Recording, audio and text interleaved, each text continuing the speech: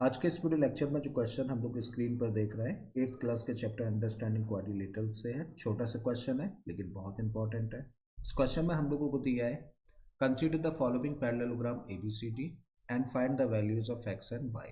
तो क्वेश्चन में देखिए हम लोगों को यहाँ पर एक फिगर दे रखी है और इस फिगर में एबीसीडी क्या दिया है, एबीसीडी एक पैरेललोग्राम दे रखा है।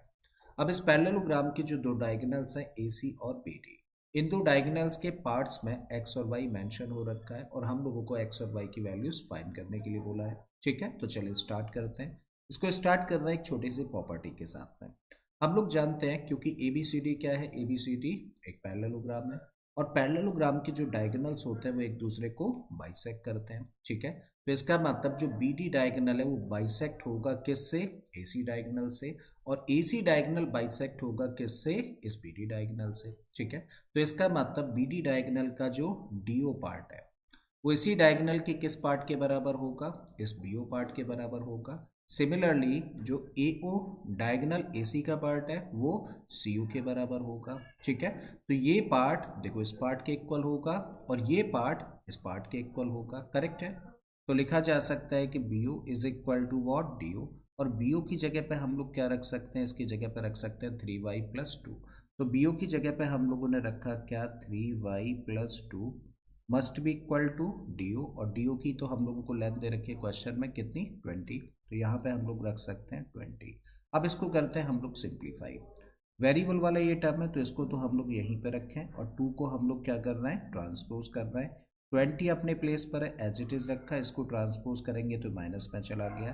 तो इस तरीके से क्या मिलता है, 3y=18। तो इस तरीके से y की वैल्यू क्या आ जाती है, 18/3 का मतलब 6। तो हम लोगों ने यहाँ y की वैल्यू कैलकुलेट करी जो कि कितनी निकल कर आती है, 6 निकल कर आती है। बिल्कुल इसी तरीके से हम लोग कह रहे हैं कि भाई एओ जो डायगोनल एसी का पार्ट है वो सीओ पार्ट के बराबर होगा।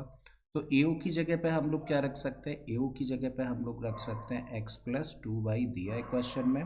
और सीओ की जगह पे हम लोग क्या रख सकते हैं, सीओ की लेंथ हम लोगों को दे रखी है 16, तो यहाँ पे रखा हम लोगों ने 16। अब क्योंकि हम लोग y की वैल्यू कैलकुलेट कर चुके हैं तो हम लोग क्या करें, इस y की वैल्यू को यहाँ पर रख देते हैं।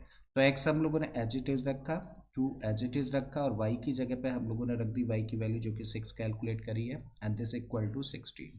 तो x इक्वल टू 2 इंटू 6 कितना हो गया, ये बन गया 12 इक्वल टू 16।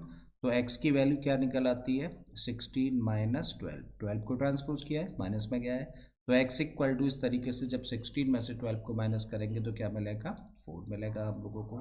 ठीक है, so therefore x equal to 4 and y equal to 6 is the answer of this question. Clear है, तो मुझे उम्मीद है स्टूडेंट्स कि आप लोगों के क्वेश्चन अच्छे से समझ आ गया होगा। अगर ऐसा है तो प्लीज़ वीडियो को लाइक कर दें, चैनल को सब्सक्राइब कर लें और बाकी के इसी तरीके के क्वेश्चंस के लिए प्लेलिस्ट में चले जाइए। ऑलरेडी इस तरीके के बहुत सारे क्वेश्चंस प्लेलिस्ट में मिल जाएंगे। मैं फिर से आता हूँ एक नए क्वेश्चन एक नए कॉन्सेप्ट के साथ में। Till then keep learning and thank you for watching this video.